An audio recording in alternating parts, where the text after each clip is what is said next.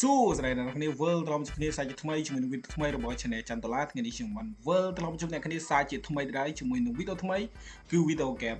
STS 2025នៅក្រៅហ្គេម STS 2025គឺខ្ញុំបានធ្វើវីដេអូចំនួន2វីដេអូហើយអ្នកគ្នានេះគឺជាវីដេអូទី3ចឹងថ្ងៃនេះខ្ញុំនឹងមកបង្ហាញអ្នកគ្នាអំពី Manager Mode អ្នកគ្នាបាទចឹង Manager Mode ហ្នឹងគឺវាស្តៀងទៅនឹង Dream League ដែរអ្នកគ្នាគឺយើងអាចទិញកីឡាករលក់កីឡាករយើងអាចអាប់ដេតកីឡាករយើងអាចអាប់ដេតកីឡាដ្ឋានអីជាដើមហ្នឹងទៅហើយយើងលេងដូច league ចឹងមានពានរង្វាន់ league មានរង្វាន់ cup និងពានរង្វាន់ friendly ជាដើមទៅបាទលេង friendly មិនមែនពានរង្វាន់ទេអ្នកគ្នាចឹងឥឡូវយើងជួប Manager Mode ទាំងអស់គ្នាបាទយើងដាក់ឈ្មោះយើងមកដំបូងបាទចឹងខ្ញុំជ្រើសរើសយកក្រុមបាសេឡូណាមួយទៅបាទអ្នកគ្នាបាទចឹងយើងចាក់ assert មកបាទចឹងយើងបានហើយនេះបាទគឺយើងបានបាសេឡូណាបាទអ្នកគ្នាយើងបានទាំងក្លឹបយើងបានទាំងកីឡាករយើងបានទាំង stadium របស់បាសេឡូណាទៀតអ្នកគ្នាបាទ stadium របស់បាសេឡូណាគឺឈ្មោះថា Olímpico de Montjuïc ចឹងឯងបាទអានទាំងត្រូវទាំងខុសទេបាទកីឡាដ្ឋានរបស់បាសេឡូណាលេងឥឡូវហ្នឹងបាទចឹងយើងអាចទិញកីឡាករបានទៀតនេះកន្លែង transfer នេះគឺយើងអាចទិញកីឡាករបានហើយអ្នកគ្នាបាទថតថាខ្ញុំចង់បានអីបាទចង់បានកីឡាករមកពីក្លឹបចឹងយើងចុចកន្លែង team នេះមក select team មកយើងចង់បានកីឡាករមកពីក្លឹបណាឧទាហរណ៍ថាខ្ញុំចង់បានMessi មកពី Inter Miami បាទ Inter Miami ទៅដល់ទៅបាទយើងរកមើលទៅកន្លែងណា Inter Miami យើងអាចទិញបានប៉ុន្តែយើងទិញក៏មិនមែនមានន័យថាយើងមានលុយយើងចេះទិញណាយើងត្រូវ offer អីជាងគេទៀតតែគឺបាទគឺថា offer លុយទិញហ្នឹងទៅបើក្លឹបគេយល់ព្រមគឺយើងអាចទិញបានតែបើក្លឹបគេអត់យល់ព្រមគឺយើងទិញអត់បានទេអ្នកគ្នាបាទអានេះឃើញហើយបាទ Inter Miami យើងចូលមកយើងទិញថាខ្ញុំទិញ Messi បាទយើងដាក់ offer គេប៉ុណ្ណេះមកមើលគេលក់ឲ្យអត់បាទអូគេលក់ឲ្យបាទយើង offer តែម្ដងគឺគេលក់ឲ្យតែម្ដងបាទអញ្ចឹងអត់បញ្ហាទេអានេះគឺស្រួលណាបាទខ្លះគឺ offer ច្រើនដងបាទក្រុមតែបានបាទឥឡូវយើង offer Messi គឺបាន Messi ភ្លាមបាទអញ្ចឹងខ្ញុំដូរ Messi មកខ្សែប្រយុទ្ធបាទយើងដាក់ប្រយុទ្ធតែមួយអញ្ចឹងខ្ញុំចង់ដាក់ប្រយុទ្ធ2យើងយក3ទៅដាក់ Messi ដូរជំនួស Frenkie de Jong មកដាក់ខាងលើជំនួស Ansu Fati មកហើយយើងដាក់ de Jong មកវិញមកចូលមកវិញអូខេចឹងគឺអញ្ចឹងហើយគឺដូច Dream League អញ្ចឹងបាទអ្នកគ្នាបាទដូច Dream League អញ្ចឹងបាទអ្នកគ្នាហើយវាលោត្រង់ថាម្យ៉ាងទៀតគឺយើងមិនមែនទិញទេពេលខ្លះយើងចង់បាន free ក៏បានដែរឧទាហរណ៍តែខ្ញុំចុចកន្លែង free មកហើយយើងឃើញមានកីឡាករ free ផ្សេងទៀតបាទហើយនឹងមានកីឡាករខ្ចីជើងបាទយើងខ្ចីមកដោយការមកអីចឹងទៅអ្នកគ្នាបាទហ្នឹងគឺអញ្ចឹងបាទឥឡូវអញ្ចឹងយើងកុំឲ្យខាត់ពេលវេលាយូរយើងចូលលេងមកចូលពេលដែលយើងចូលលេងដំបូងគឺយើងមានពាន friendly ទៀតអ្នកគ្នានេះគឺ friendly ដូចDream League ចឹងអ្នកនេះបាទអញ្ចឹងយើងសាក friendly មកប្រកួតទៅហើយអាកន្លែងនេះយើងឃើញនេះអានេះគឺយើងអាចជ្រើសរើសបានដូចជាកន្លែងនោះនេះ Star Player VIP ហ្នឹងគឺយើងអាចលេងកីឡាករម្នាក់នៅក្នុងក្លឹបក៏បានដែរអ្នកនេះយើងចង់ជ្រើសកីឡាករម្នាក់នៅក្នុងក្លឹបយកមកលេងអីជាដើមហ្នឹងទៅអាហ្នឹងគឺអញ្ចឹងឥឡូវខ្ញុំអត់ជ្រើសរើសទេខ្ញុំលេងធម្មតាទៅបាទ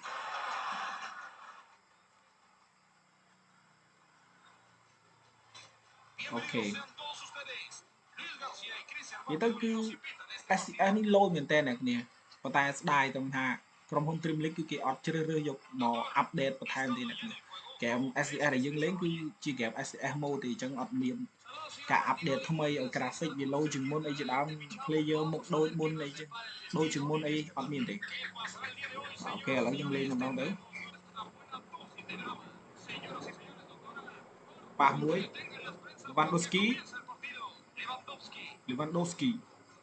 Lewandowski ជូនឲ្យ Messi បាទ Messi អត់បានសុទ្ធបាញ់មិញអត់មានឱកាសក្នុងការសុទ្ធអីតែបោះទៅអត់បានបាទត្រង់នេះ Lewandowski បាទ De Jong បាទ1-0បាទ Frenkie De Jong បាទ1-0ដែរអ្នកនាងអូខេ Lewandowski បានបាល់ពី Lewandowski និយាយតែក្រុមនេះវាlevel ring on ដែរអញ្ចឹងយើងសុទ្ធបានបាទ2-0 Lewandowski ត្រឹមនាទីទី20ទៅទៀតហើយ Lewandowski អូនតាមមកបានពីខ្សែការពារស្លាយមួយអត់បានបាទពីយ៉ាម៉ាល់អត់បញ្ហាទេយ៉ាម៉ាល់តាមបាន Messi ដាក់ពីលើដបូលទូកទៅត្រង់នេះលើកមកអ្នកចាំទីចាប់បាន អត់បានបាទក្របបាល់ទី3ទេដល់នេះវ៉ានូស្គីជូនឲ្យយ៉ាម៉ាល់ណាមេស៊ីយ៉ាម៉ាល់ដាក់ពីលើបូទូប៉ុន្តែទៅបាទត្រង់នេះមេស៊ីអូយខ្ញុំចង់សាកសុទ្ធពីលើបូទូប៉ុន្តែអត់ចូលបាទអត់ចូលអូខេសែតមួយ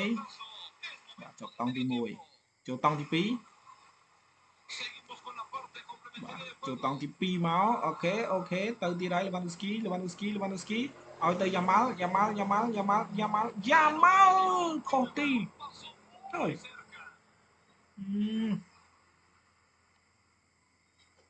បាទខាងគេនោះអត់មានគីឡូឲ្យមកលេងមួយយើងទេនេះបាទអាយ៉ាដើរបាល់ពីយ៉ាម៉ាល់ទៀត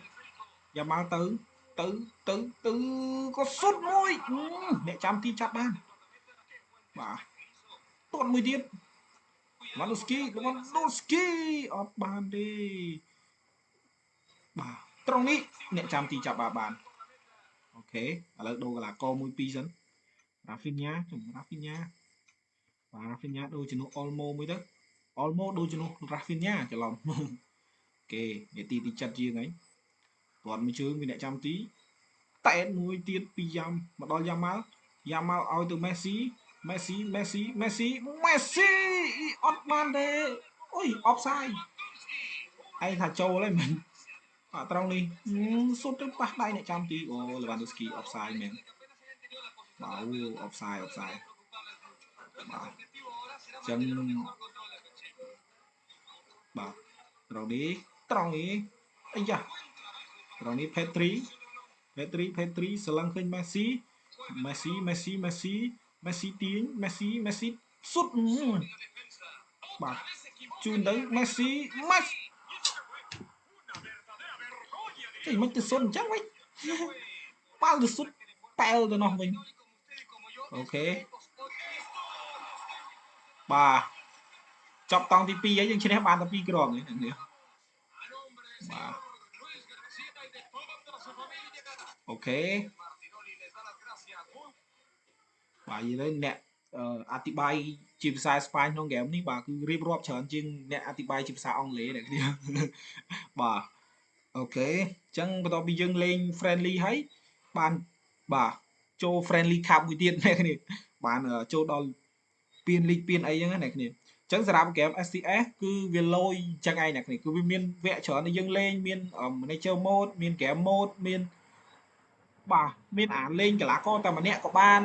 និយាយទៅគឺលយខ្លាំងមែនតើអ្នកគ្នាប៉ុន្តែស្ដាយតែវាអត់អាប់ដេតបាទអាប់ដេតគឺ